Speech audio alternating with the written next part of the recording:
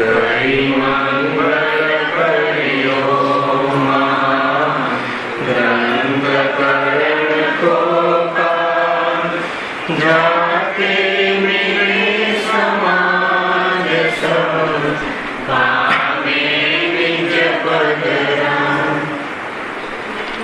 મિત્યા ભાવય ભાવતી જે પ્રગટે નિજ ભાવ તે જયવંત રહો સદા એ જ મોક્ષ ઉપાય.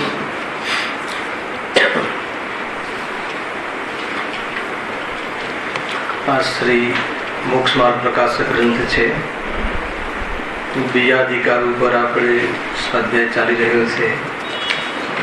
બીજા અધિકારના અંતિમ ચરણમાં આપણે આવી રહ્યા છીએ. એમાં મૂળ વિષય તો એ હતો કે સંસારમાં કર્મના ઉદયમાં જીવની થતી પરિસ્થિતિઓ, અર્થાત તો સંસાર સ્વરૂપનું નિરૂપણ, અર્થાત તો જે સંસારમાં જીવને કર્મરૂપી રોગ છે. અનેક રીતે આના વિઝન બતાવ્યા હતા. એમાં અઘાતી કર્મમાં હવે બે કર્મના ઉદયમાં થતી જે પરિસ્થિતિ છે, અંતિમ બે કર્મ, એક નામ કર્મ અને કૃત કર્મ, એના ઉદયમાં થતી જીવની અવસ્થાઓ, એની ચર્ચા આપણે બાકી હતી.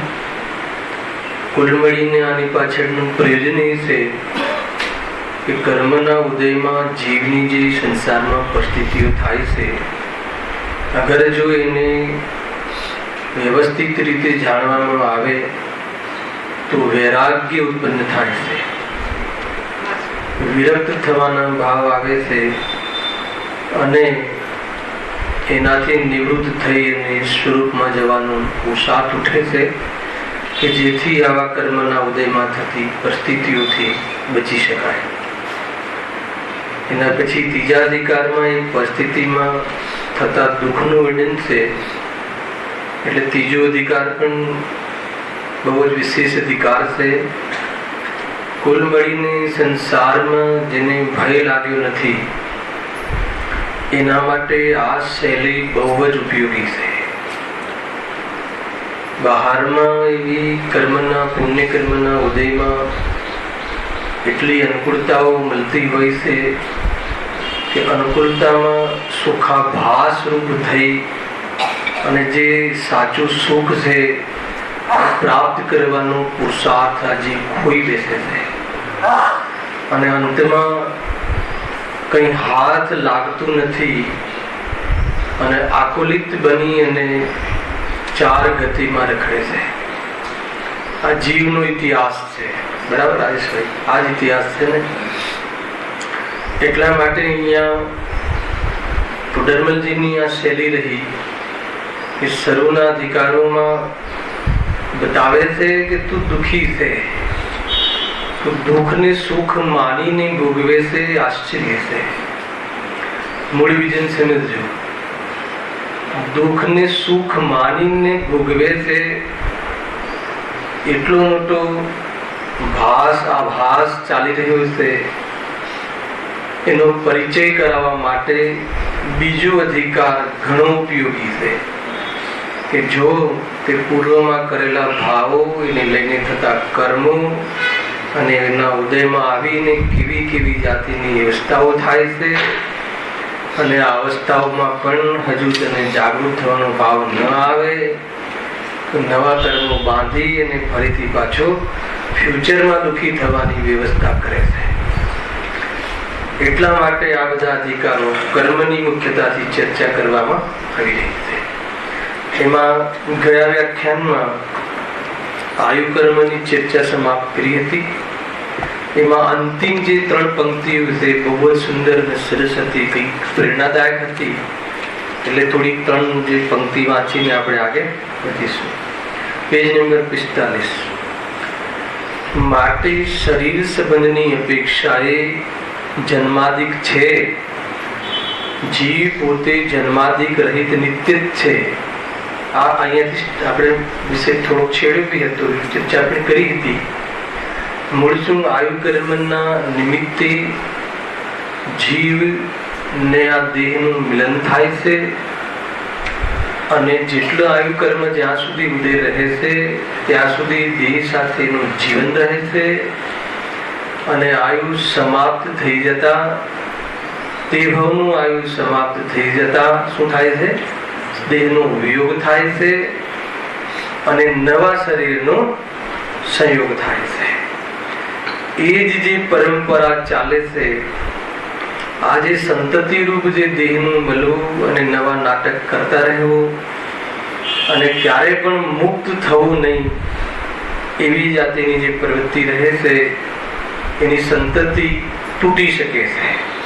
પેલા તો આયુ કર્મને લઈને શું શું પોઝિશન થાય છે બતાવી.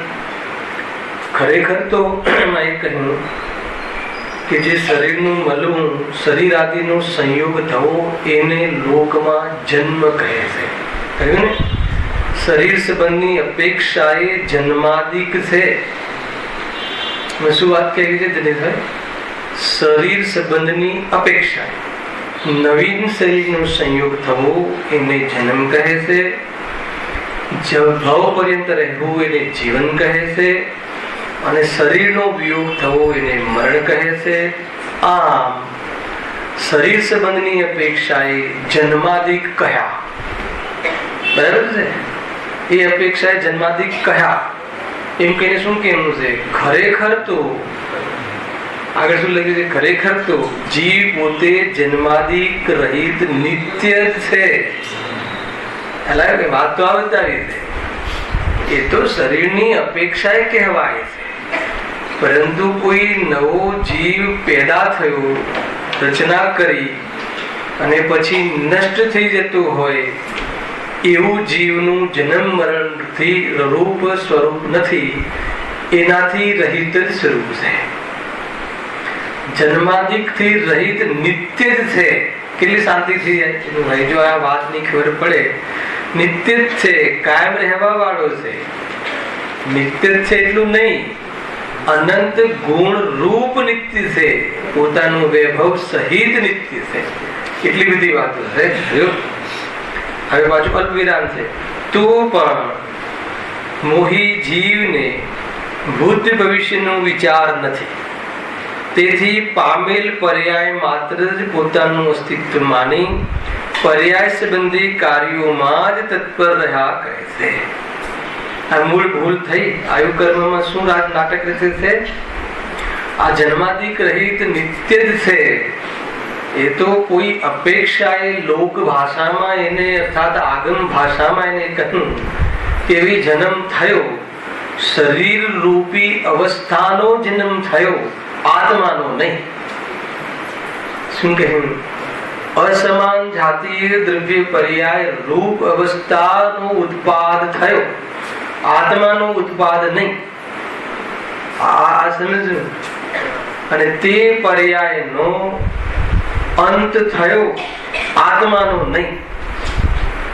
આત્મા એટલે હું, હું એટલે જીવરાજ, હું એટલે ચૈતન્ય શક્તિનો પુંજ, ત્રિકાલી ધ્રુવ, ભગવાન આત્મા, જ્ઞાયક ભાવ. ખ્યાલ આવે કે નહીં? સદા કાલ પરિપૂર્ણ અને ચેતન રૂપ રહેવા વાળું આ જીવ નામક પદાર્થ તત્વ પોતાના સ્વરૂપને ભૂલીને અનેક પ્રકારના ભાવો કરતા નર્ક તારકાદી આયુનો બંધ કરી અને પર્યાયમાં સંયોગ મળે છે, એને જન્મ કહે છે. પણ આત્મા નવો ઉત્પન્ન થયો એમ નથી. આયુ સમાપ્ત થતા શરીરનો સંયોગનો વિયોગ થાય છે, આત્મા નષ્ટ થતો નથી. આત્મા તો જન્માદિક રહિત નિત્ય છે, પણ મોહી જીવને, અજ્ઞાની જીવને, આંધળા જીવને એમ કહે. ખ્યાલ શાનો આંધળો? આંખોનો. ખ્યાલ આ વાતની અજ્ઞાનતાથી, સ્વરૂપની અજ્ઞાનતાના કારણે, વિષયોના રસ હોવાના કારણે એમ કહે છે મોહી જીવ ભૂત ભવિષ્યનો વિચાર નથી. એ જીવને ભૂત ભવિષ્યનો વિચાર નથી. ક્યાંથી આવ્યો, ક્યાં જશે એવો વિચાર કરતો નથી. ક્યાંક તો જવાનું થશે ને, એટલે આત્મા તો રહેશે ને, પણ ક્યાં રહેશે, ક્યાંથી આવ્યો, એ બધી વાત એને યાદ આવતી નથી. હું કોણ છું, ક્યાંથી થયું, શું સ્વરૂપ છે મારું ખરું, એનો વિચાર જીવે કર્યો નથી આજ સુધી. એમ અહીંયા કહે ખરેખર આ જીવને એવી કુટેવ પડી ગઈ છે કે પરમાં રસ છે, પોતાનામાં રસ નથી. પોતાનું ઓબ્ઝર્વેશન આજ સુધી નથી કર્યું, પોતાના પરિણામનું પણ ખ્યાલ આવ્યો. બીજાના દોષોની નોટિસ કરે પણ પોતાના તો દોષ પણ ન જોવે. આ સ્વરૂપ છે, આદત છે ને પરના દોષોને જોવાની. એ દોષ પોતાનામાં હોય તો પણ ન જોવે, પણ તો બીજાનામાં દોષ જોવાની આદત છે. એ અહીંયા કહે છે પરનું જ લક્ષ છે. અને અહીંયા તો એટલી એકત્વ બુદ્ધિ છે કે પરને પોતાનું માને છે, દેહાદીને, મોહી જીવ એમ કહે છે. અને કહે છે કે રંચ માત્ર પણ વિચાર કરતો નથી. આગળ તો જબરજસ્ત રોગ બતાવ્યો. શું રોગ બતાવ્યો? કે જે પર્યાય મળે છે, નરકાયુ, તિર્યંચાયુ, મનુષ્યાયુ, જે પણ, તેથી પામેલ પર્યાય માત્ર પોતાનું અસ્તિત્વ માની વિચાર કરતો નથી, તત્વ વિચાર કરતો નથી, કાંઈ જ વિચાર. એટલો વ્યસ્ત, ત્રસ્ત અને વાસ્તવમાં અભ્યસ્ત થઈ ગયો છે કે એને સહજ થઈ ગયું છે. હેલો, મતલબ શરીર આદિથી પોતાનું, એને પોતાનું માનવું, પરદ્રવ્યને, અને એમાં એટલું વ્યસ્ત રહું, એટલો ઉપયોગ એમાં લગાવેલો રાખવો, અને એટલો ત્રાસ પામવો, અને આ વ્યસ્ત અને ત્રસ્ત રૂપ એને અભ્યાસ થઈ ગયો, સહજ જ છે. આમ તો હોય જ ને, એટલો અભ્યાસમાં આવી ગયું છે ને, એટલે એને સહન કરવાનું, દુઃખો સહન કરવાનું પણ સહજ થઈ ગયું છે. ખ્યાલ આવ્યો? અને દુઃખ માનીને નહીં, આમ જ હોય, આવું જ જીવન હોય. આનાથી બહાર કોઈ જીવન બીજું અતિન્દ્રિય આનંદનું, દેહથી રહિત કોઈ જીવન હોય એ વાત માનવા તૈયાર નથી.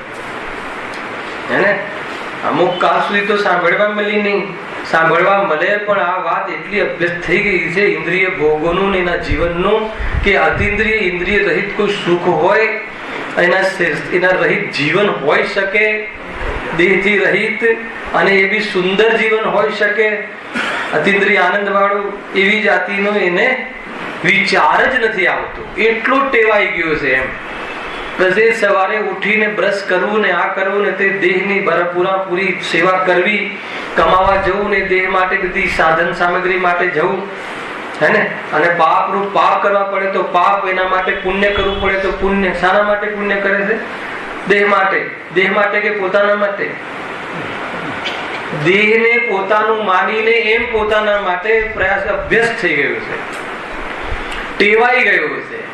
એવું ટેવાઈ ગયું છે કે બસ સહજ થઈ ગયું. આ જ હોય, આખું ટોટલી સંસારી જીવની વાત છે. એમ કાલ લીધું હતું, ગયા શનિવારે આપણે લીધું હતું આ થોડું ઘણું, કે બચપનની જે પર્યાય આવે છે એમાં તો ખરેખર નાના બાળકને જોઈએ ને તો એમ થાય કે હે ને, કેટલી પરાધીનતા છે. એને સૂઝબૂઝ જ નથી હોતી વિચારવાની કે આ કે તે કે કશું નહીં.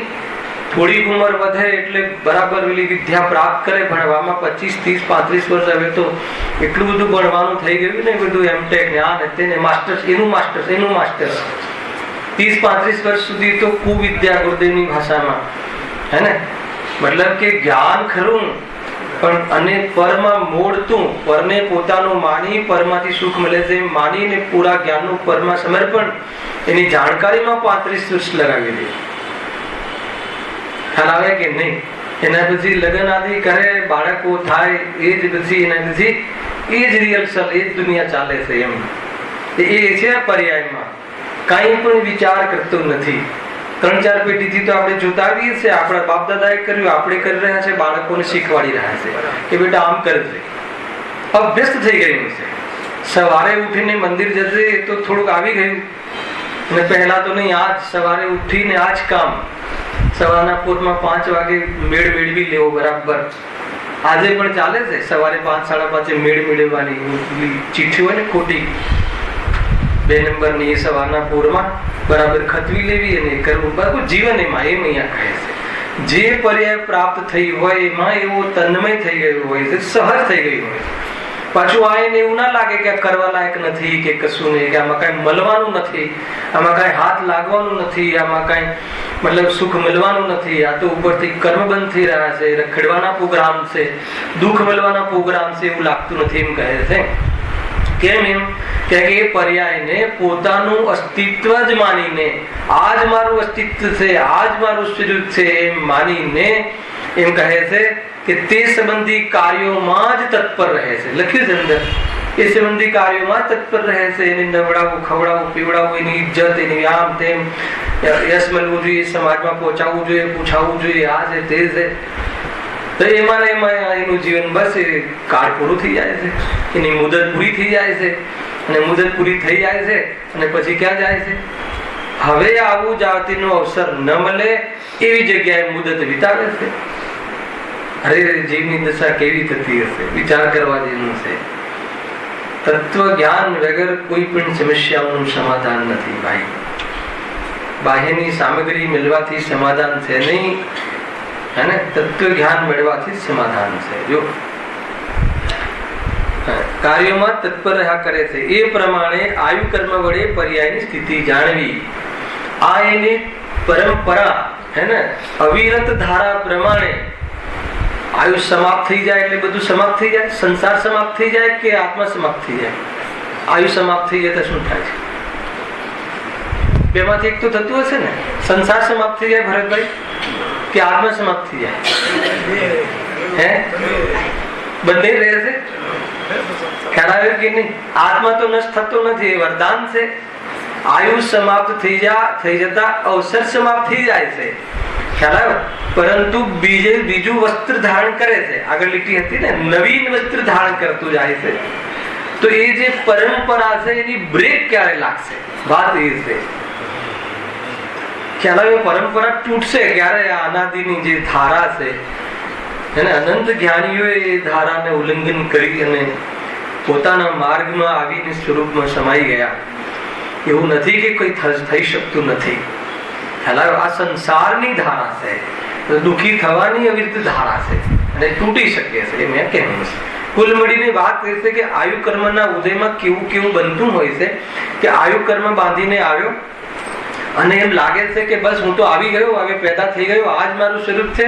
હવે એને ટકાવવા માટે એ પ્રાપ્ત પર્યાયમાં એ સંબંધી કાર્યરત રહે છે. જળંચ માત્ર પણ વિચાર કરતો નથી કે આ શરીર કોઈનું. અરે આ પોતાની નજરની સામે શરીર છૂટતું જોવે, પોતાના માતા પિતાનો વિયોગ અને એમનું શરીર છૂટતું જોવે, પણ એક વાર એવો વિચાર ના આવે કે હું એને મારા પણ આત્માનું આ શરીર જે હું મારું માનીને અહીંયા અમરત્વ ભોગવું છું એ પણ છૂટવાનું છે. એનો અર્થ એ થઈ ગયો કે એમાં સમય અર્થાત ઉપયોગ શ્રદ્ધા જ્ઞાન ચારિત્રની બરબાદી કરવા જેવી નથી. અને આગળ એની હવે આવે છે નામકર્મની ચર્ચા. એની સાર સંભાળ રાખવા વાળું જે કારણ છે, એક તો પરમાણુ સ્વયં યોગ્યતા છે અને નિમિત્ત તરીકે પણ એક વ્યવસ્થા છે. સંચાલક બહુ મોટી ફેક્ટરી છે નામકર્મની. હવે એ ચાલુ કરીએ આજે આપણે. ખ્યાલ આવે કે નહીં? જો નામ કર્મોદય જન્ય અવસ્થા. હવે આત્માને જે નામનું કર્મ છે એ કર્મના ઉદયમાં શું શું થાય છે એની ચર્ચા આવે. જોરદાર ચર્ચા છે. જો કયું કર્મ છે? ઘાતી કે અઘાતી? અઘાતી કર્મ છે. કોણે બાંધ્યું છે? ખ્યાલ આવ્યો કે નહીં? સ્વયં પોતાના ભાવ એવા કર્યા છે, એના નિમિત્તથી આ કર્મનું બંધ થયું છે અને એના સ્થિતિ અનુભાગ પ્રમાણે ઉદય અને ફલદાન શક્તિ આવે છે. અને એવા કર્મના ઉદયમાં કેવી જાતિની રચના પરિસ્થિતિઓ બને છે અને એ પરિસ્થિતિ બનવામાં જીવ શું માને છે અને જીવને દુઃખી થવામાં કારણ કોણ છે એ બધી ચર્ચાઓ પૂરા પેરેગ્રાફમાં આવે છે. આખું એનું સ્ટાન્ડર્ડ શું છે પેલા વિષયનું. એટલા માટે તમને પહેલા 2-3 પોઈન્ટ કહી દઉં છું. પહેલા તો પરિસ્થિતિ બતાવશે. આ પરિસ્થિતિનો જવાબદાર નિમિત્ત તરીકે નામ કર્મ અને ઉપાદાન તરીકે ભૂતકાળનો પોતાનો અશુદ્ધ ઉપાદાન રૂપ ભાવ. એ ધ્યાન રાખવું. અને એ પરિસ્થિતિમાં પણ દુઃખનું કારણ મોહ અને મોહ મટી જાય તો આવી જાતિના કર્મની પરંપરા તૂટી જાય. આ વાત 2-4 પોઈન્ટ છે ને તમારે દરેક પ્રમેયમાં, દરેક કર્મની ચિંતામાં ધ્યાનમાં રાખવું. જો નામકર્મના ઉદયથી આ જીવને મનુષ્ય આદિ ગતિઓ પ્રાપ્ત થાય છે, બરાબર છે. અને મનુષ્ય આદિ પર્યાયોમાં રહેવાનું નિમિત્ત આવ્યું કર્મ, પણ મનુષ્ય આદિ ગતિ એ પ્રાપ્ત થવી એના માટે નામ કર્મ નિમિત્ત છે. એના ઉદયથી તે પર્યાય રૂપ પોતાની વ્યવસ્થા થાય છે નામ કર્મના ઉદયથી. અને જે શરીરનો જે આકાર છે, એનું સહનન છે, એનું સંઘાત છે, એ મતલબ હાડકાની મજબૂતાઈ છે, એનો રંગ છે, એનો કલર છે, મતલબ જેવી શરીરનો, આત્માનું નહીં, ખ્યાલ આવે? એની જે મતલબ આકાર પ્રકાર થાય છે ને, જે તો એ બધી જ જે રચના, એ બધી મોટી ફેક્ટરી 93 ભેદ છે આ પ્રકૃતિના. એક એક ચીજ, એક એક મતલબ કેટલા ઇંચ નાક મળવું ને કેટલા ઇંચ કાન મળવો, અને એકદમ બધું એમ ફોર્મેટ સેમ. સમજો, ફોર્મેટમાં અંતર નહીં. અત્યાર સુધી 6 અરબ કે 7 અરબ તો હમણાં જ છે ને, એટલી સંખ્યા તો અનાદિકાલથી પકડીએ તો મનુષ્યની કેટલી, બધા જ જીવોને લઈ લેવું આપણે, મનુષ્યની મુખ્યતા એવી વાત કરીએ તો કેટલા મનુષ્ય થઈ ગયા, પણ ફોર્મેટ સેમ. પણ એક બી ચહેરો મળતો ના આવે એટલી જોરદાર ફેક્ટરી. હાલ આવે કે નહીં? ફોર્મેટ તો સેમ છે ને. બે આંખની જગ્યાએ કાન અહીંયા, નાક અહીંયા, મોઢું ઉપર આવે, નાક નીચે આવે, એવું ના બને. એટલે એનું જે ફોર્મેટ છે ડાય સેમ, પરંતુ એક પણ ચહેરો મળતો ના આવે. હે ને? એ તો આપણી સ્થૂળ ધ્યાન પકડતું નથી. થોડોક ચહેરો મળતો આવે તો ડુપ્લિકેટ, પણ કહીએ તો ડુપ્લિકેટ જ છે. હાલ આવે કે નહીં? મળતો નથી આવતો એવી જાતિનું રચના, એવી જાતિની રચના કોણ કરે? ખરેખર જોઈએ તો પરમાણુમાં સ્વયં યુગતા છે, અને નિમિત્ત તરીકે નામ કર્મનો ઉદય છે. ગજબ છે. ખ્યાલ આવે કે નહીં? એમ મતલબ એકદમ ફિટ, કેટલા ફૂટનો વ્યક્તિ થશે, હાડકા કેટલા પોચા થશે, હાડકા કેટલા કઠિન થશે, કેલ્શિયમ કેટલું રહેશે, કેટલું નહીં રહે, બધી જ વ્યવસ્થા. ગોરો થશે કે કાળો થશે, કોણ? આત્મા, શરીર. એ બધી રચના, એ શરીરની પૂરી રચના 100%. એને માતા પિતા નથી કરતા. આ બધામાં નિમિત્ત તરીકે માતા પિતા પણ નહીં. નિમિત્ત તરીકે કોણ છે? નામ કર્મ. અને ઉપાદાન કોણ? સ્વયં. નહીં, ઉપાદાન એનું સ્વયં પરમાણુ એ કાર્ય થવામાં. અને આ મળે છે કોને? હેને? આ રચના કોને મળે છે? જીવને મળે છે કે નહીં? જીવને સંયોગમાં પ્રાપ્ત થાય છે. જીવને મળતી નથી. જીવને તો અડતી પણ નથી. મળવાની વાત તો દૂર રહી. અડતી નથી એટલે શું? હે? ગુરુદેવના જે પલાખા છે ને, અગર એનો મર્મ ખબર નહીં હોય ને તો કોઈ લાભ નહીં થાય. મજામાં આપણે મજાકમાં આ થવનીને શાસ્ત્ર અડતું નથી, આ આંગળીને અડતી નથી, પેટ્રોલ ગાડીને ચલાવતી નથી, અને આ માઇકને અડતું નથી. અડતું નથી એટલે શું? એમાં ભળી જતું નથી એટલે શું? એક થતું નથી એટલે શું? પ્રયોજન બોલો. હે? સ્વતંત્ર છે એટલે શું? હે? બોલો. હા, બરાબર છે. એ તો તમે વિશ્લેષ તન્મય થતો નથી એટલે શું? પણ એટલે શું સમજવું છે? હે? એટલે અડતું નથી એટલે સંબંધ નથી. મૂળ જે તો અડતું નથી એમ કરીને હા બહુ જોરદાર બતાવી વાત. શું જોરદાર બતાવી? અડતું જ્યાં તારું છે વાત તો દૂર રહી, પણ તને અડતું એ નથી. અડતું નથી એટલે તારે સંબંધ નથી, અને સંબંધ નથી એટલે શું? હવે જેની જોડે સંબંધ ના હોય, હે ને, અત્યારે દુનિયામાં આપણે આપણી દ્રષ્ટિમાં જેની જોડે આપણો કોઈ સંબંધ નથી, તો પછી ત્યાં કોઈ જવાબદારી નિભાવવાનો પ્રોગ્રામ, એ સંબંધી કોઈ દાયિત્વ આપણું રહેતું નથી, એટલે કોઈ ભાર રહેતો નથી. એટલે કેવી નિવૃત્તિ? પરમ શાંત રૂપ નિવૃત્તિ. એને કોઈ ચેષ્ટા નહીં. હે? બોલો બોલો. શું? હા, ખ્યાલ આવ્યો કે નહીં? તો અહીંયા પહોંચવાનું છે. કોઈ બી વસ્તુ વચ્ચે સંબંધ છે જ નહીં. ના નિમિત્ત નૈમિત્તિક સંબંધ તો કહો, નિમિત્ત નૈમિત્તિક ને આત્મા અને દેહ પ્રમાણ છે ને દેહ છે તે આત્મા છે ને, તો નિમિત્ત નૈમિત્તિક કહીને બતાવું છે કે આ વચ્ચે ખરેખર કોઈ સંબંધ નથી. તારી આડોડાના કારણે આવી જાતિની રચના ઉભી થઈ છે, પણ તારું સ્વરૂપ નથી. ખ્યાલ આવ્યો? એટલે એ જે એક શબ્દ કહે ને જ્ઞાની ધર્માત્મા, તો એની પાછળ બહુ મોટો મેસેજ હોય છે. કોઈ સામાન્ય વાત નથી હોતી, મજાક મસ્તી કરવા માટે એ વાત નથી હોતી. ખ્યાલ આવે કે નહીં? આપણે મજા કઈ રીતે લૂંટીએ છીએ? અડતું નથી. અરે કેવી વાત! અડતું નથી એમ કહી અને શાંતિથી સમાવા માટેની વાત છે. ઉથલ પાથલ કરવાનું છોડી દે. અડતી નથી એટલે તારી છે નહીં. તારી છે નહીં એનો કે તું એની તારી છે નહીં એને તારી માનવાની માન્યતા છોડી દે, અને તારું માનીને જે તું એના પાછળ જે ઉપયોગ ખર્ચતો હતો એ છોડી દે. તો એ છોડી દેવાનો અર્થ શું થયો? શાંત રહે, પરિણામ શાંત, ચેષ્ટા શાંત, ધ્યાન મુદ્રા અરે પરમાત્માની જોઈ લે. એ આપણો ફોટો છે. આત્માનું અંદર આવું સ્વરૂપ હોય છે. આ હશે વિધિ. આ વાત તો નામકર્મની ચાલે છે, પણ આ સ્વરૂપને સમજવાના કારણે જીવને ચિત્ર વિચિત્ર એને છીપકલી ને વાંદા ને થોડું યાદ કરો ને જરા, એમ વૈરાગ્ય લાવવા માટે. પોતાને શુદ્ધાત્મામાં સ્થાપના ન થતી હોય તો એને કરવાનો પુરુષાર્થ ના થતો હોય તો જરા વાંદામાં, છીપકલીમાં, મચ્છરમાં, મળના કીડામાં એકવાર જરા પોતાને જોજો, એટલે થશે કે નહીં આપણે તો શુદ્ધાત્મા જ સારો છે. અરે અહીંયા શુદ્ધાત્માને અને સ્વરૂપને ન જવા વાળા જીવો કેવી આકૃતિમાં, કેવા શરીરોના સંયોગમાં આવતા હોય છે. અને વાત એ નથી, આવીને એને પોતાનું સ્વરૂપ માને છે, એના કર્તા માને છે અને આખું જીવન વિતાવે. આવે છે કે નહીં? હે ને? આપણને આજે અત્યારે ખોડિયું મળ્યું છે, એટલું જ ખોડિયું કે આનંદ ભાવ કરીને આવ્યા, અને હવે જો નહીં કર્યું કાર્ય તો વળી પાછા એ જ દશા છે ને. 84 લાખ યોની છે તૈયાર છે, એક પર્યાયો જે જોઈ ના જાય. હે ને? વરસાદના સૈલાબમાં કઈ જીવો ત્યાં ઉત્પન્ન થાય, ત્યાં તણાઈ જાય. હે ને? જાણે મરવા માટે જ પેદા થયા હોય. જેટલી લીલ છે, અહીંયાથી બાથરૂમ જઈએ જેટલી લીલ છે ને, એ લીલમાં કેટલા સંખ્યાત જીવો અનંત જીવો હોય છે.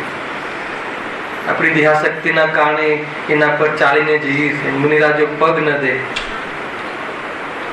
સમજમાં આવે છે કે નહીં? વાત એમ નથી ત્યાં પેદા થઈશું, એમ વાત છે. અહીંયા નામકરણ મળે ને, નામ જેને નામની બહુ ઈચ્છા હોય ને, એના માટે તો બહુ મોટું છે ઇતિહાસ. મારું નામ રહેવું જોઈએ. ક્યાં રહેવું જોઈએ? ચક્રવર્તી ને વૈરાગ આવી ગયો, મુનિ દીક્ષા લઈ લીધી ને, કેવું સ્વરૂપ છે ભાઈ. જો નામકર્મના ઉદયથી આ જીવને મનુષ્ય આદિ ગતિઓ પ્રાપ્ત થાય છે. તે પર્યાય રૂપ પોતાની વ્યવસ્થા થાય છે. ત્યાં ત્રસ સ્થાવર આદિ ભેદ હોય છે. એને પાછા ભેદ છે ત્રસ સ્થાવરતીઓના. 2 ઇન્દ્રિયથી લઈને 5 ઇન્દ્રિય સુધી ત્રસ, અને એકેન્દ્રિય સ્થાવર સટકાયના જીવો કહે છે. બધું ઘણું છે, લોજિકલી તમે ભણી લેજો. સટકાયના જીવો કહે છે. એમાં જે વાયુકાય, અગ્નિકાય, જલકાય, વનસ્પતિકાય, બીજું કયું રહી ગયું? પૃથ્વીકાય. એ 5 કાય એકેન્દ્રિય જીવ, બરાબર છે. અને એક ત્રસમાં 2 ઇન્દ્રિય, 3 ઇન્દ્રિય, 4 ઇન્દ્રિય અને 5 ઇન્દ્રિય, એ બધા ત્રસ જીવો. તો આ રીતે છે. એકેન્દ્રિય જીવ અને ત્રસમાં, ત્રસ અને સ્થાવરમાં અંતર શું છે? મૌલિક અંતર શું છે? કે સ્થાવરનું જે શરીર છે એ માંસ રહિત હોય છે, અને ત્રસ જીવોનું જે શરીર હોય છે મુખ્ય રૂપથી મનુષ્ય આદિ તિર્યંચ આદિ કર્મના વિક્રી શરીરને ગૌણ કરતા, દેવગતિને નારકીના ગૌણ કરતા કેવું જીવન હોય છે? એનું શરીર કેવું હોય છે? માંસ રુધિર આદિથી બનેલું હોય છે. તો એને માંસ કહેવાય છે. એ 2 ઇન્દ્રિયના જીવનું શરીર માંસ કહેવાય છે. ખ્યાલ આવે છે કે નહીં? એ રીતે છે. છીપ છે. છીપ કેટલા ઇન્દ્રિય જીવ છે? છીપલું છે ને? નહીં, જે બી જોઈ લેજો. તો એ જે એનું જે હે 2 ઇન્દ્રિય છે, તો એનું જે ઓલું હોય ને ઉપરનું જે છીપનું જે તો કવર, હા, એનું શરીર, એનામાંથી કેલ્શિયમની ગોળી બનતી હોય છે. બરાબર? શું કહેવાય ગોળીનું નામ? શું છે? સેલકા.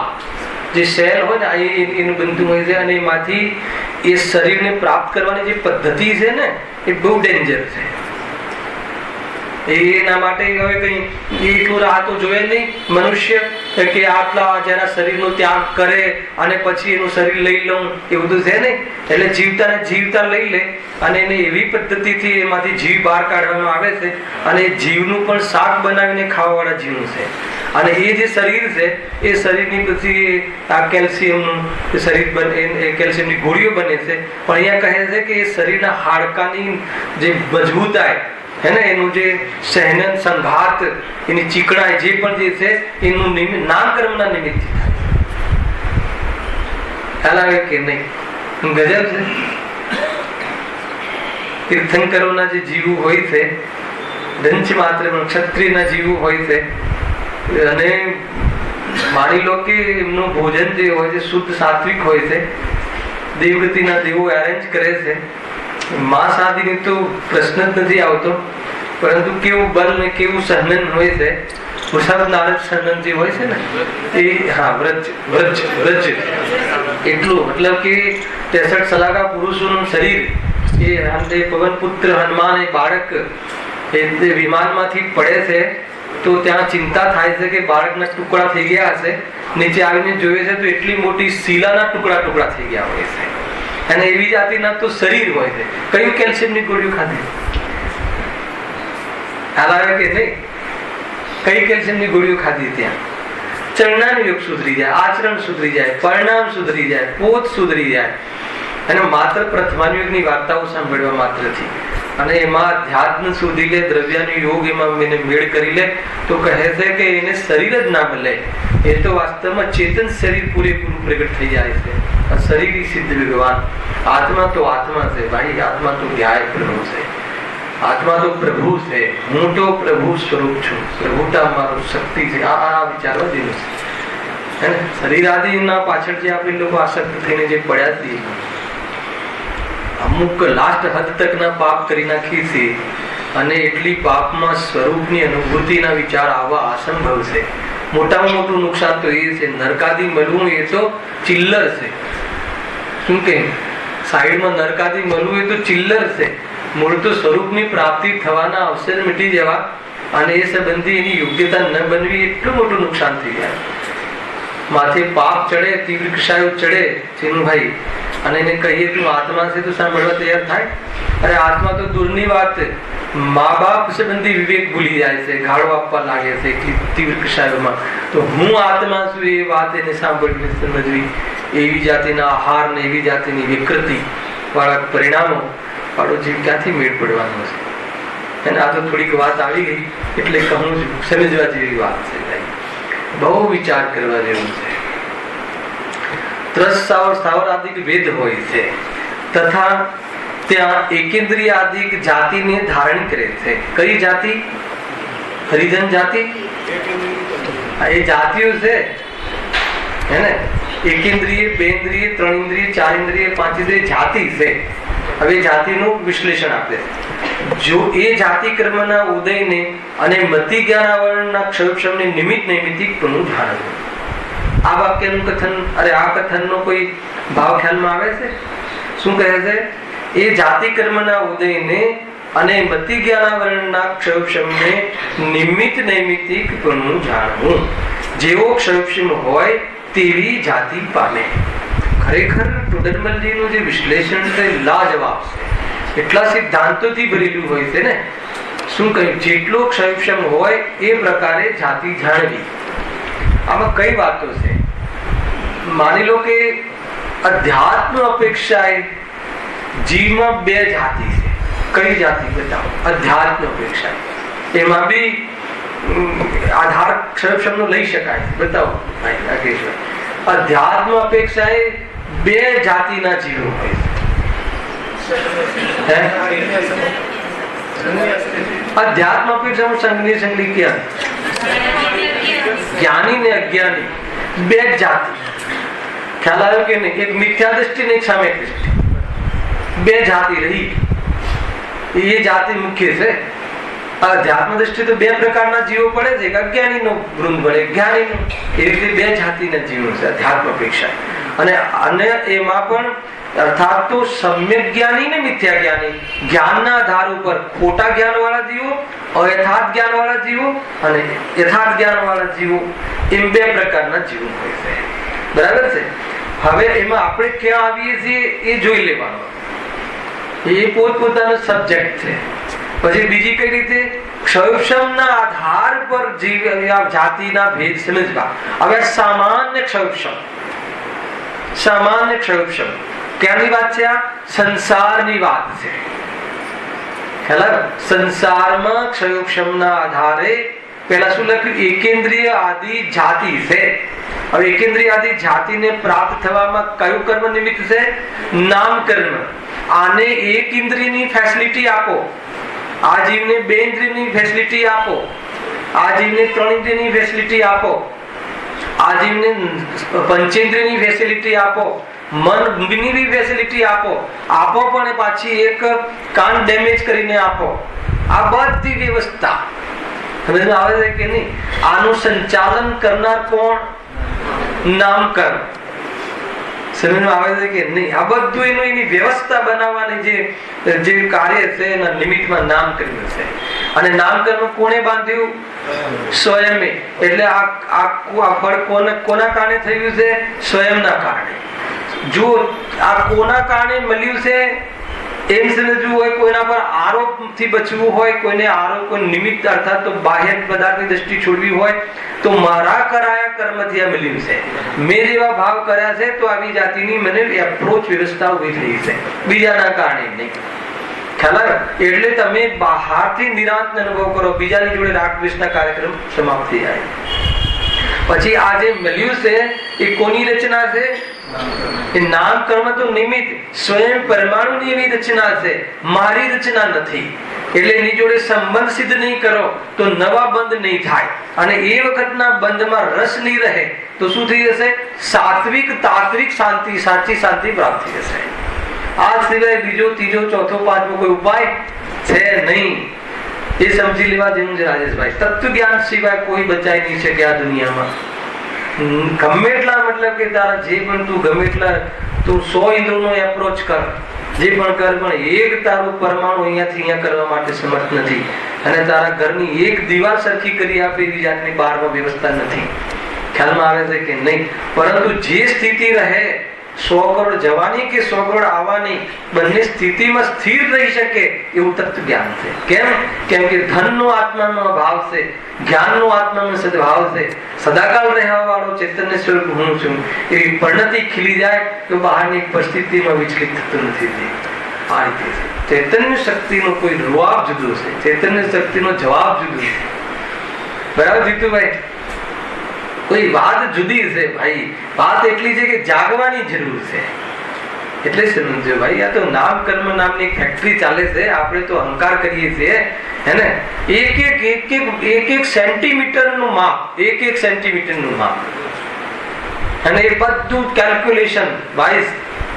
સેન્ટીમીટર તો બહુ મોટું માપ છે. એક રોમ નું માપ, ખ્યાલ આવે કે એક પોર્શન નું માપ.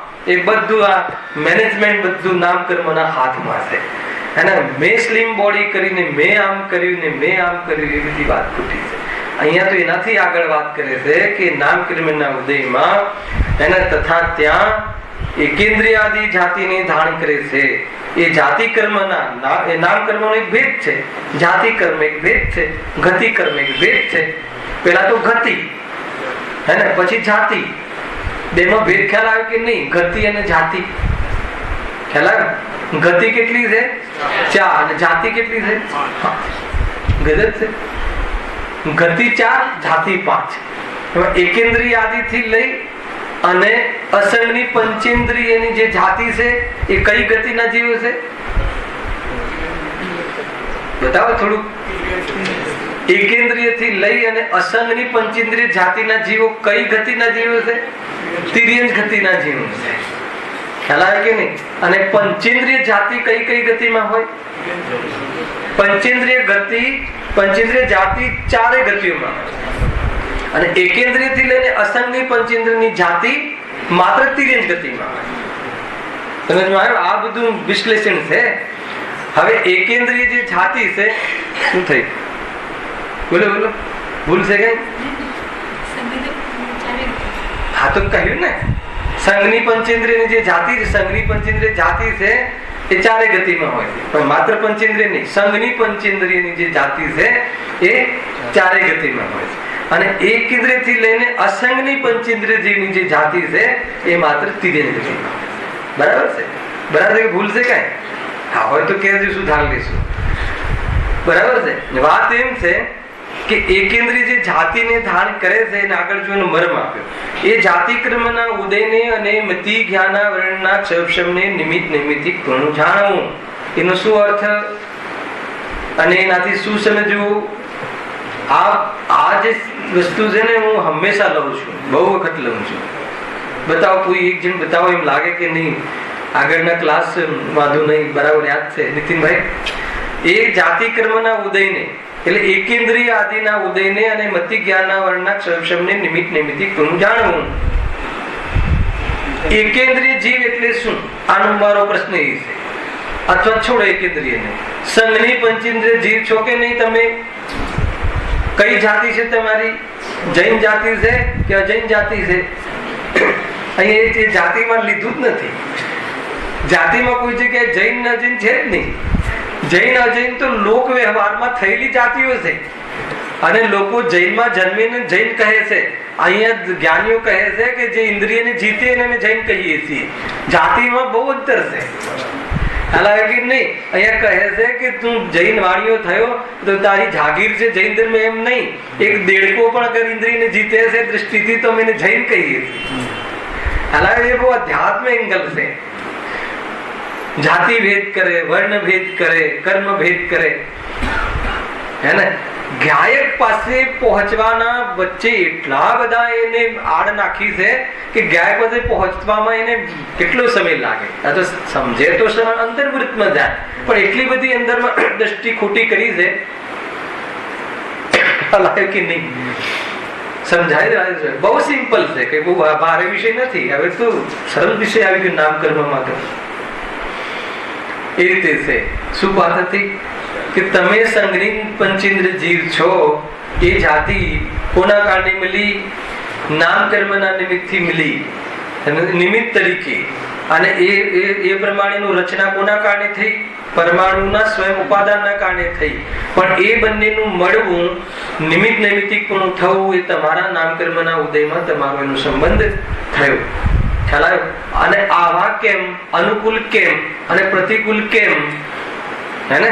આપણે તો માની લો કે પાયલોટ બનવું હતું અને પાયલોટમાં 6 ફૂટની હાઈટ કહે છે, બધું જ બરાબર છે, બધું જ એમ યોગ્યતાઓ છે, હાઈટમાં ઓછું પડી ગયું. તો આવી જાતિની પ્રતિકૂળતા રૂપ પોષણ થવી, એમાં નિમિત્ત કોણ? વેદનીય. સાતા ભૂલી ગયા એટલામાં બળદ ચાલુ છે, હે ને? અને એ બધું ક્લાઇમેક્સ થવું, આ બધું પણ દુઃખી થવામાં નિમિત્ત કોણ? મોહનીય. નિમિત્ત તરીકે દુઃખી થવાનું ઉપાદાન કારણ કોણ? અણસમજ, અજ્ઞાનતા, મોહ રાગ દ્વેષ પરિણામ. ખ્યાલ આવે કે નહીં? એ રીતે છે. તો સુખી થવું હોય તો હાઈટ વધારવી, વેદનીય કર્મનો એપ્રોચ કરવો, નામ કર્મમાં કંઈક આગળ પાછળ કરવું, કે મોહનીય કર્મમાં કંઈક ધૂપાદી કરવું, કે શું કરવું? ભ્રાંતિ મટાડવી, મોહ રાગ દ્વેષ મટાડવા. શાનાથી મળે? સાચું સ્વરૂપ સમજીને મળે. સાચું સ્વરૂપ શું છે? કે તું ગાયક છે. અંતમાં ગાયક છે. ગાયક આદિ અંત મધ્ય ત્રણેય કાળે ગાયક છે. ગજબ છે. આખી એની શૈલી આ રીતે. કોઈ બી જગ્યાએ ઉપયોગ પહોંચે, કોઈ ગાયકને છોડીને નહીં, કોઈ બી જગ્યાએ પહોંચે તો ગાયકમાં આવવા માટે. તો છોડવું જ નથી, પછી આવવાની વાત ક્યાં? ત્યાં જઈને પણ અમે તો ગાયકની જ સિદ્ધિ કરીએ છીએ. ઉપયોગ ત્યાં જાય ત્યાં બી અમને તો ગાયક જ જચે છે. કેમ કે ગાયકને છૂટવાની વાત ક્યાં હોય? હું સ્વયં ગાયક છું. પોતાનું સ્વરૂપ નું દોહન કરી અને દુનિયાને દેખ, એ સર્વજ્ઞની નીતિ છે. કે નહીં જીતુભાઈ? બરાબર છે. આ રીતે છે. અને પોતાને ભૂલીને તું ભગવાનને જોવે તો પણ એ મિથ્યા દ્રષ્ટિની નીતિ છે. જોરદાર વાત છે. પોતાને ભૂલી અને તું તીર્થંકરને દેખે, સમોષણને દેખે તો બી મિથ્યાત્વની દૃષ્ટિ છે. અને પોતાને દેખી અને તું દુનિયાના નિગોરના જીવોને દેખ તો કહે છે કે એ અર્હત દ્રષ્ટિ છે, એ સર્વજ્ઞની નીતિ છે. જ્ઞાન છે, એ જ્ઞાન તો વાસ્તવમાં દિવ્ય છે, પણ હું એ સ્વરૂપ છે મારું, એવી વાસ્તવમાં સમ્યક નીતિ પ્રમાણે બધું ઝલકે તો રાગદ્વેષ ન થાય એ રીતે તું સ્થિર રહી શકે છે. ખ્યાલ આવે લાગે છે એ રીતે છે. હા, જો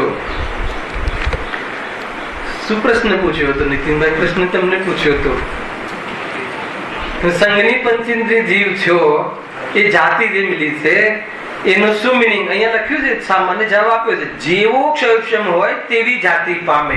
આ ટેકનિકલ જવાબ છે અને પ્રયોજનભૂત જવાબ, બે જવાબ આપો.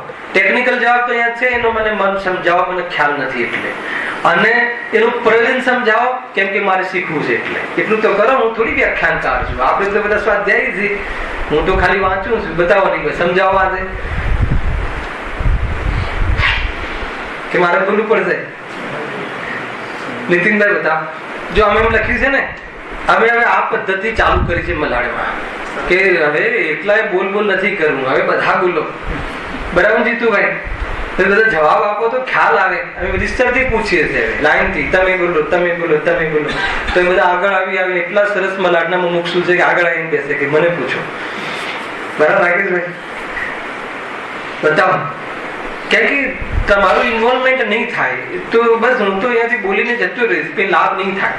ચંદ્રકાંતભાઈ, એનો કોઈ લાભ નહીં થાય. શૈલીમાં તમને બહુ સરસ લાગે છે, રાગ વધી જાય છે, પછી રાગ વધી જાય એટલે જે બોલે એ સારું લાગે, ગાય તો એ સારું લાગે, બોલે તો એ સારું લાગે. રાગનું સ્વરૂપ આવવું પડે. ખોટું બોલે તો એ સારું લાગે. રાગ તો આગળ હોય છે, નિર્ણય ના કરે. એકવાર રાગ થઈ જાય ને વ્યક્તિનો, પછી શું બોલે છે એની બુદ્ધિ બેર મારી જાય. એટલા માટે રાગ બુરો છે. હલાય ચંદ્રકાંતભાઈ? એટલે રાગ માટે કઈ એમ લાડવાથી બુરી બુલ્લી આવવાનું નથી થયું, રાગ વધારવાનું નથી, રાગ તો મટાડવાની વાત છે ભાઈ. એમ છે. બતાવો ચલો. સંઘની પંચેન્દ્રિય પણના એ જાતિને પ્રાપ્ત થયો એમાં નામકર્મનો ઉદય છે, એનો અર્થ સ્વેચ્છાએ કોઈ બતાવો રાખે.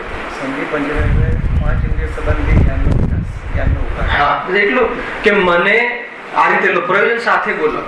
મને મન અને પાંચ ઇન્દ્રિય સંબંધી જ્ઞાનનો ઉઘાડ ગિફ્ટમાં, નામકર્મના નિમિત્તમાં, કોઈ કશાયની મનતાના પરિણામના ફલમાં મળ્યું છે કે જે જ્ઞાન એ સ્તરનું છે, એ લેવલનું છે કે રાગ અને જ્ઞાનનું ભેદ જ્ઞાન કરી શકે છે, દેહ અને આત્માનું ભેદ જ્ઞાન કરી શકે છે, જ્ઞાનમાં વિવેક, સ્વપરનો વિવેક થઈ શકે એવી જાતિની જ્ઞાનનો ઉઘાડ મને પ્રાપ્ત થયો છે. આનું નામ સંઘી પંચેન્દ્રિય જાતિનો હું જીવ છું. સમજમાં આવી કે નહીં? આટલી મોટી વાત છે. ખ્યાલ આવે કે નહીં? હવે બતાવી શકશો? હવે બતાવો જનેશભાઈ, બતાવો જેટલું તમને સમજમાં. કઈ વાંધો નહીં, આપણે બે એકલા છે એમ સમજીને બતાવો. સંઘની પંચેન્દ્રિયપણું એટલે શું? પાંચ ઇન્દ્રિય અને મન એ જાતિ તમને પ્રાપ્ત થઈ છે, એનો અર્થ શું? એક તો સામાન્ય, વાંધો નહીં હું બતાવું. સામાન્ય છે કે એકેન્દ્રિય એટલે શું? સ્પર્શન ઇન્દ્રિય. સ્પર્શન ઇન્દ્રિય સંબંધી પદાર્થોના જ્ઞાનનો ક્ષયોક્ષમ, એ માનો અર્થ છે. એકેન્દ્રિય જાતિ એટલે આપણને તો તુચ્છ લાગે છે. કઈ રીતે તુચ્છ લાગે છે? ખ્યાલ? તુચ્છ તો સમજવું હોય તો એ રીતે સમજવું કે એને એ સ્પર્શન ઇન્દ્રિય સંબંધી પદાર્થોનું જ જ્ઞાન થવાનો એનો ક્ષયોક્ષમ છે. એનો અર્થ એ, સાંભળજો બરાબર, એનો અર્થ એ કે આને મૂર્તિક અમૂર્તિક એવા આત્માનું જ્ઞાન થવાનો ક્ષયોક્ષમ નથી. એ તુચ્છતા છે. અગર એ તુચ્છતા જો ભાસશે તો સંઘની પંચેન્દ્રિય મળ્યા પછી પણ, એને વ્યવસ્થા મળ્યા પછી પણ આત્માના ઓળખાણનો પુરુષાર્થ ન કરે તો એકેન્દ્રિય અને પંચેન્દ્રિય બનાવવામાં કોઈ અંતર નથી. મારે તો આ મર્મ બતાવવો છે. એને ટેકનિકલ તો બહુ છે જ અંદર. બરાબર નહીં ભાઈ? ખ્યાલમાં આવ્યું કે નહીં? વ્યવસ્થા છે, બહારમાં યોગ્યતા છે, બહારમાં નિમિત્ત છે, બધું જ છે, પણ પુરુષાર્થ જીવ ન કરે તો પછી એકેન્દ્રિય જીવ અર્થાત તો ઝાડ અર્થાત તો જળ, એકેન્દ્રિય બી તો બહુ મોટું બિરુદ આપ્યું કહેવાય. ખરેખર તો જળ અને ચેતનમાં શું અંતર છે? ખ્યાલ આવ્યો કે નહીં? એક જળ બી પડ્યું છે, એમ જેમ કાપો એમ કાપવા દો, જેમ કર્મ જળ, અને એક તું છે કે જેમ થવું એમ થયા રાખે જીવનનું. કોઈ જાતિનું કોઈ પણ કહે છે કે અંદરમાં હલન ચલન કે અંદરના સ્પંદનો તને નથી થતા, દુઃખ જોઈને આટલા કે અંદર એમ નથી થતું કે કોઈ છૂટવાનો માર્ગ હશે. પ્રભુ કોઈ માર્ગ છે ખરો? હું આટલું દુઃખી કેમ થઈ રહ્યો છું? આ કયા પરિણામોનું ફળ છે? છૂટવાનો માર્ગ છે ખરો? હા છે ખરો? એમ કહીને આગળ વધવાની વાત છે. નહીં તો ગયું એમ. આ વાત સામાન્ય વાત નથી. તમે વિચાર તો કરો ચિન્નુભાઈ કે 50, 55, 60, 40 બધા આપણે અહીંયા બેઠા છીએ. હવે આવા વાળા 5-10 વર્ષમાં શું ઉકાળી લેશું? 50 વર્ષમાં એવું શું ઉકાળી લીધું? શું કરી નાખશું? શું ખાઈ લેશું ને શું પહેરી લેશું ને શું દુનિયાના 2-4 ટુકડા જમીનના આપણા બનાવી લેશું? હાલ આગળ સમજવા જેવી વાત છે. જ્યાં ઉભો છે ત્યાંથી જે મન વાળી અને સ્વરૂપમાં જવાના પુરુષાર્થ કરવા જોઈએ. જે છે એનાથી બી નિર્મોહી થવાની વાત છે, મેળવવાની વાત તો બધું ખ્યાલ આવી નહીં. એને તો દુનિયામાં ફસાવાના માર્ગ પુષ્કળ છે. સ્વરૂપને ભૂલીને તો જે મંદિરમાં બેઠો હોય તો એ ફસાયેલો છે. વાત એટલી છે કે ત્યાં અવસર મળી જાય એટલા માટે પ્રેરણા આપવામાં આવે છે, બાકી તો શું દમ છે? ખ્યાલ આવે કે નહીં? અત્યારે એવો સર્વપ્રથમ મળ્યો છે આપણને. હા, 100%. એટલે બરોબર છે, સર્વપ્રથમ ઉપયોગ કરવો. હા, એ બતાવવું છે. અરે તારી જાતિ કઈ જાતિનું છે તું? કે તારી જ્ઞાન પરથી જાતિ બતાવી. અહીંયા ગજબ છે. મેં આ વિચાર કર્યો સવારે કે શું જ્ઞાનીઓના દ્રષ્ટિકોણ છે કે જાતિ કોઈ કર્મથી ના બતાવી. અહીંયા કે આ ઢીડ જાતિનું છે કે આ જાતિનું છે કે એ ના બતાવી. અહીંયા અજ્ઞાની જ્ઞાનીના પણ ભેદ ના કર્યા. એટલી સામે દ્રષ્ટિ બતાવી કે તું જ્ઞાનની જાતિનું છે અને સંઘી પંચેન્દ્ર એટલે તારી જ્ઞાનની જાતિ જે છે આટલી જ ડેવલપ થયેલી જાતિનું છે. ખ્યાલ આવે? ભાવ શુદ્ધ જ્ઞાન અને કેવલ જ્ઞાનમાં પ્રત્યક્ષ અનુભવ અપેક્ષા કોઈ અંતર નથી. શું ગજબની વાત છે! ખ્યાલ આવે કે નહીં રાજેશભાઈ? એટલી મોટી વાત. મારું જ્ઞાન તો દીવા જેવડું. અરે દીવા જેવડા જ્ઞાનથી પણ તું આત્માનો સ્વાદ લે તો સર્વજ્ઞ જે સ્વાદ લે છે એ સ્વાદમાં કોઈ અંતર નથી. સ્વાદનો મહિમા છે ભાઈ, જ્ઞાનના વિકાસનો મહિમા નથી. જેટલો વિકાસ જોઈએ એટલો તો તે જાતિનો છે. તો જેટલો વિકાસ જોઈએ એ જાતિનો છે. ખ્યાલ આવે કે નહીં? પકડાય છે? ભલે બોલતા ના આવડે દિનેશભાઈ, પણ તમે આ વાતને પકડજો અને ક્યારેક વાત બેસી હોય ને બરાબર તો એક લખીને મને બતાવજો. આ તો મને સંભળાવજો. અને હું આ ઘણી વખત ખુલ્લી રીતે કહું છું પણ હજુ સુધી કોઈ આવતું નથી. ખાલી ચીનુભાઈ એક કાગળ આપ્યો છે પણ મારી પાસે ટાઈમ નથી. તમારે કમ્પ્લીટ કરવી જોઈએ સભામાં. મેં તો આપ્યો છે કાગળ, હજુ સુધી જવાબ નથી. ખ્યાલ આવે કે નહીં? ખ્યાલ આવે કે નહીં? તમારા જવાબો મળતા રહે છે. પત્ર વાંચી લીધો હોય છે અને જવાબો છે મેઘદૂતથી આવતા રહે. ખ્યાલ આવે કે નહીં? ખરેખર પ્રયોગ આ રીતે કરવો જોઈએ. તમે લખો વાંચો, પોતે ઇન્વોલ્વમેન્ટ નહીં તો નહીં થાય. બીજો અધિકાર પૂરો થવા આવ્યો. તમને એમ લાગતો છે જાણે મોક્ષમાં પ્રકાશક પૂરો કર્યો, 4 વર્ષથી ચલાવો. ખ્યાલ આવે કે નહીં? અરે બધું પૂરું થઈ ગયું, કોઈ ચીજ બાકી નથી રહેતું. બાકી તો જીનાગમ તો અગાધ છે, પરંતુ અનુભૂતિ માટે જેટલી ચીજ જોઈએ એટલી તો આવી ગઈ છે. વાત એમ છે. વૈરાગ્ય માટે જેટલું જોઈએ સામગ્રી એ પણ આવી ગઈ છે અને અધ્યાત્મમાં ક્યાં ઉભું રહેવું એ વાત પણ આવી ગઈ છે. એની વાત છે. જો જેવો ક્ષયક્ષમ હોય તેવી જાતિ પામે. બરાબર છે? એટલે એકેન્દ્રિય એટલે શું હવે અનિલભાઈ? એકેન્દ્રિય જેટલો એને ક્ષયક્ષમ. એકેન્દ્રિયમાં એકેન્દ્રિય એટલે કઈ લેવી? બેન્દ્ર એટલે કઈ લેવી? આ ક્રમ છે. કોઈ કે બેન્દ્ર સ્પર્શ રસ ગંધ વર્ણ શબ્દ. આમ યાદ રાખો. હે ને? સ્પર્શ રસ ગંધ વર્ણ શબ્દ. આ ક્રમ યાદ રાખો. હવે કોઈ કે એકેન્દ્રિય તો એટલે પેલી સ્પર્શ જ હોય. કોઈ કે બેન્દ્રિય તો એને સ્પર્શ ને રસ હોય. રસ એટલે ચાખવાનું જ્ઞાન આવી ગયું એને. 3 ઇન્દ્રિય કે તો સ્પર્શ રસ ગંધ. હવે સુગંધનું જ્ઞાન પણ એને આવી ગયું. સ્પર્શ રસ ગંધ વર્ણ. હવે રંગનું પણ જ્ઞાન એને આવી ગયું. અને કર્ણ શબ્દ. હે ને? શબ્દ અને પછી મન. મન શબ્દ બી સાંભળે કર્ણેન્દ્રિય વાળો, પણ મન હોય તો સાંભળીને વિચાર કરી શકે. તો આવી જાતિની જ્ઞાનની ક્ષમતા, એ લેવલની જ્ઞાનનો ઉઘાડ એ સંઘની પંચેન્દ્રિય જેટલો એને સંઘની પંચેન્દ્રિય જાતિ કહે છે. ખ્યાલ આવ્યો? તો એ વાત અહીંયા હતી. જો આગળ હવે વળી શરીરનો સંબંધ હોય છે ત્યાં શરીરના પરમાણુ અને આત્માના પ્રદેશોનું એક બંધાન થાય છે. તો બે વાત કહી. શરીર ખરું, પણ શરીરમાં પાછા ઇન્સ્ટ્રુમેન્ટ 5 પ્રકારના, બરાબર છે, અને 6 પ્રકારના મન સાથેના, જેને જે યોગ્ય જે મળ્યા હોય, પોતે માગ્યા હોય એ મળ્યા હોય. જે એ તો એમ જ છે, માગેલું જ મળે છે. મોક્ષ માગે તો મોક્ષ મળે. ખ્યાલ આવ્યો કે નહીં? પછી અધ્યાત્મ કહે કે મોક્ષ માગવાથી ના મળે.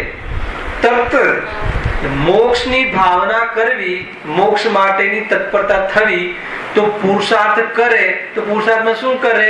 હું મુક્ત જ છું, એટલે મોક્ષ માગવાનું નથી. એમ માગ્યું ના મળે એટલે. ખ્યાલ આવ્યો કે નહીં? મોક્ષ ક્યાં છે? આકાશમાં છે કે આત્મામાં? બહુ બધી વાતો છે. ખરેખર આ લોકોએ ઘરે કહ્યું હતું, મેં કીધું આજે તો બસ બીજો અધિકાર પૂરો થશે, કારણ કે 2 લીટીથી આગળ નહીં ચાલે. ઘણા પ્રમેયો આવી જાય છે, તો મહત્વપૂર્ણ વાતો આવી જાય છે, એટલે વિકલ્પ આવે છે. હે ને? શૈલી એવી છે, એવી યોગ્યતા નથી. હે ને? શાસ્ત્રીય જીવન રહ્યું, શાસ્ત્રીય કર્યું નથી એટલે ઢબ નથી. હે ને? મૌલિક ભાષામાં આપણે જે લોકો શાસ્ત્રી વિદ્વાન થયા હોય એ લોકો ક્રમથી બધું ચલાવી શકે. આપણે ભાવનાત્મક લઈ લીધી, જ્યાં ભાઈ ત્યાં, મતલબ કે જ્યાં એટલે જ્યાં ત્યાં નહીં, મતલબ કે એ પ્રમાણે સ્વરૂપની વાત આવે તો ખીલતી રહે વાત. એ જાતિનું પ્રયોજન છે. એટલે આ શું કામ કેવું પડે કે કોઈને ઉતાવળ ન થાય, એટલે શાંતિ કાર્ય કરવાનું મહત્વ છે ભાઈ. સિલેબસ કેટલો વધ્યો એનું મહત્વ નથી. અંદરમાં ચોટ લાગવી જોઈએ જ્યારે વૈરાગ્યની વાત આવે, અને જ્યારે વિતરાગતાની વાત આવે તો સ્પષ્ટ થવું જોઈએ. બે વાત બરાબર ધ્યાન રાખવું, મજા આવી જશે. બહુ પ્રસન્નતાથી સાંભળવા વાળા જીવો ઘણા થઈ. વૈરાગ્યની વાત આવે તો ચોટ લાગવી જોઈએ, અને નફરત થઈ જવી જોઈએ પોતાના પરિણામોથી. નફરત એટલે કે છોડવા લાયક. વિતરાગતાની વાત આવે કે તું તો રાગ રહિત છે, તારામાં તો કોઈ પર પદાર્થનો અભાવ છે, સ્પર્શ્યો નથી, શુદ્ધ છે આજે બી. એના જ્ઞાનમાં કેવું જણાય પણ અશુદ્ધતા પૂછતી નથી. વાહ, કેવું તારું સ્વરૂપ છે. તો અંદરમાં એના પ્રત્યે પ્રેમ આવવો જોઈએ. વિતરાગતા સ્પર્શવી જોઈએ. અરે આવો હું છું, પોતાનો મહિમા, અરે આવું મારું શું છે. આટલા મતલબ કે મેં કારસ્તાન કર્યા છતાં પણ પ્રભુ મને આ બતાવે છે કે તારું સ્વરૂપ વરદાન, આવું તારું સુંદર સ્વરૂપ છે, અને હવે નહીં જાગું તો આનો લાભ નહીં લઈ શકું. બસ વસ્તુ તો રહેશે પણ લાભ નહીં લેવાનો. અને લાભ ન લેવો તો શાનો લાભ લેશે? ખ્યાલ આવ્યો ને? ઝેરના પ્યાલા પીશે, ઝેરના કુંડળા ભરશે, હર સમય તરફડીને પરવશ થઈને ભોગવે છે. એટલો આદિ થઈ ગયો છે કે હવે એને જાણે ભોગવવા માટે એક મળના કીડાને મળમાં ફાવી ગયું છે. અરે રે, છતાં મળમાં રહે છે. એ સંબંધી જેટલી પ્રતિકૂળતા હોય તો તને એ અનુભવવાની જ છે. તારે દુઃખ તો દુઃખ જ છે ભાઈ. હારા કે નહીં? સમજવા જેવી વાત છે. ફાવી ગયું છે આને, હવે એને બસ એને ફાવી ગયું છે. ક્યાં ફાવી ગયું છે? દુઃખમાં ફાવી ગયું છે. સુખમાં કોઈ બહાર કાઢવા માટે તો નહીં, ક્યાં એને ભરોસો નથી આવતો કે બીજે ક્યાં સુખ હશે, બીજું કોઈ સુખ હશે. તે શું કરે? એટલા માટે ગુરુ આપણને વારંવાર કહે છે કે આ તારી પરિસ્થિતિ અરબપતિની ખરબપતિની બધી વાસ્તવમાં જડપતિની છે. ગુરુ આવી ગયા જડપતિ કહેવા વાળા, કે અરબપતિ નહીં, તું જડનો પતિ છે, અરબપતિ માને. ક્યારે નતું સાંભળ્યું? પૂજા કરેલ લોકો અરબપતિ નહીં કે જડપતિ છે. અને એવું સંભળાવે કે ભેંસનો પતિ પાડો છે, એકદમ દેશી ભાષામાં. એ રીતે જળનો પતિ જળપતિ, મૃદુ ભાષામાં, દેશની ભાષામાં તાકાતથી બતાવે. ગજબ છે. ત્યાં વળી શરીરનો સંબંધ હોય છે, અને આ જે પાંચેન્દ્રિયનો ઢગલો કહો એવા શરીરનો સંબંધ હોય છે. તમે કોઈ સંબંધ તો છે જ નહીં ને. કયો સંબંધ? એક ક્ષેત્ર અવગાહનો સંબંધ. તારો છે એવો સંબંધ નહીં. આપણે કેવો સંબંધ મેનેજ કરીએ છીએ? મારો છે એવો સંબંધ, શરીર મારું છે એવું સંબંધ. અહીંયા કહે છે એક ક્ષેત્રમાં રહેવા રૂપ સંબંધ છે. ખ્યાલ આવ્યો કે નહીં? એ ખરેખર સંબંધ છે, એ એક ક્ષેત્રનો છે. એ રૂપે તું થયો નથી એ બતાવવા માટે આ બતાવે. પહેલા આપણી ભાષા બોલે છે કે સંબંધ છે, આ છે ને, અમે બી માનીએ સંબંધ છે, બે સાથે રહે છે. ખ્યાલ આવે? પણ એકબીજાના થઈ ગયા એ સંબંધ ક્યાં લખ્યો છે? તો એ ક્યાંથી નવું ઘુસાડ્યું કે મોહમાં ઘુસાડ્યું, તે અજ્ઞાનતામાં ઘુસાડ્યું, અને એ જે માન્યું છે ને એ માન્યતા તને દુઃખરૂપ છે. વાત ત્યાં આવે છે. ખ્યાલ આવે કે નહીં? ત્યાં શરીરના પરમાણુ અને આત્માના પ્રદેશોનું એક બંધાન થાય છે. અહીંયા તો એ બતાવવું છે કે પરિસ્થિતિ કેવી થાય તથા સંકોચ વિસ્તારરૂપ થઈને આત્મા શરીર પરિમાણમાં રહે છે. આ પરિસ્થિતિ છે. આત્મા એકેન્દ્રિયમાં જાય તો એકેન્દ્રિય જેવો થઈ જાય. અરે પરમાણુમાં પણ કેવું, જે સ્પર્શ રસ ગંધ વર્ણ આદિમાં સ્પર્શની પેલું જે છે નરમ ગરમ એ બધી એની પોચાપણું ને કઠણપણું, તો હા હાર્ડપણું, એ 5 મીટરની સાડી પણ માચીસમાં આવી જાય કે ના આવી જાય? તો આ તો આત્માના પ્રદેશો અમૂર્તિક છે, પરંતુ એનામાં સંકોચ વિસ્તાર નામની એક શક્તિ છે. એના કારણે શું થાય છે કે જે શરીરમાં જાય, સંયોગમાં જાય, તો એ પ્રમાણેના શરીરના આકાર પ્રમાણે એ થવાની એનામાં યુગ્યતા છે, તાત્કાલિક યુગ્યતા છે. શરીરના નિમિત્ત પ્રમાણે એ મલિનતા છે. શરીરનો યોગ છૂટી જતા જે અંતિમ હે ને, અંતિમ ન્યૂન છે ને, હા ન્યૂન પુરુષ આકાર અંતિમ, તો એ જે આકારે રહે છે પછી કાયમી રહે છે. એ એની સ્વાભાવિક ક્રિયા થઈ ગઈ. ઘણી બધી વાતો છે, ત્યાં એ દિશામાં જવું નથી આપણે. ત્યાં શરીરના પરમાણુ અને આત્મા પ્રદેશોનું બંધાન છે તથા સંકોચ વિસ્તાર રૂપ થઈ ને આત્મા શરીર પ્રમાણે રહે છે. નો કર્મરૂપ શરીરમાં અંગોપાંગાદિના યોગ્ય સ્થાન પ્રમાણ સહિત હોય છે. આ બધું જોરદાર લખ્યું છે. નહીં ખ્યાલ આવે તમને? પકડમાં આવતું હશે. નો કર્મરૂપ, આ નો કર્મ એને નો કર્મની ચર્ચા પેલા થઈ ગઈ. શરીરને નો કર્મ કહે. અંગોપાંગ આદિના યોગ્ય સ્થાન, કોઈ જગ્યાએ ભૂલ ના થઈ જાય. જળ કર્મ એ ભૂલ ના કરે.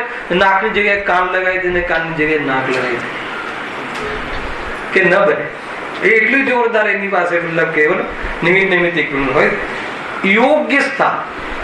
ઘણા લોકો કહે છે ને કે ભાઈ આને યોગ્ય ના અર્થ બહુ નીકળ્યા. એક તો પરમાણુની યોગ્યતા, બીજું તમારા ભાવના નિમિત્તથી બાંધેલા કર્મની એવી ફલદાન શક્તિની યોગ્યતા. કોઈ કહે કે ભાઈ આનું નાક બહુ મોટું છે, કેમ મોટું છે? તો આ શબ્દ યોગ્ય શબ્દ હલાવે કે નહીં? એક તો પરમાણુની એવી યોગ્યતા, બીજું કે એ પ્રમાણેનું દુનિયાની ભાષામાં કદરૂપ જે કહેવાય છે એ તો તારા એ વખતે બાંધેલા કર્મના સ્થિતિ અનુભાવની યોગ્યતા. એટલે કોઈના પર આરોપ આપ જ નહીં. અને પહેલા તો તારું ચિત્ર જ નથી, આ પહેલા તારો ફોટો જ નથી. આ ખ્યાલ આવે છે? બાજુમાં આવે શું કે તું મારો માની લીધો તેને, એને મારો માની લીધો. ખ્યાલ આવે કે નહીં? એટલા માટે નામ કર્મ છે, એનું નામ ચિત્રકાર છે. એ એવા ચિત્ર વિચિત્ર આકારો બનાવે છે શરીરના.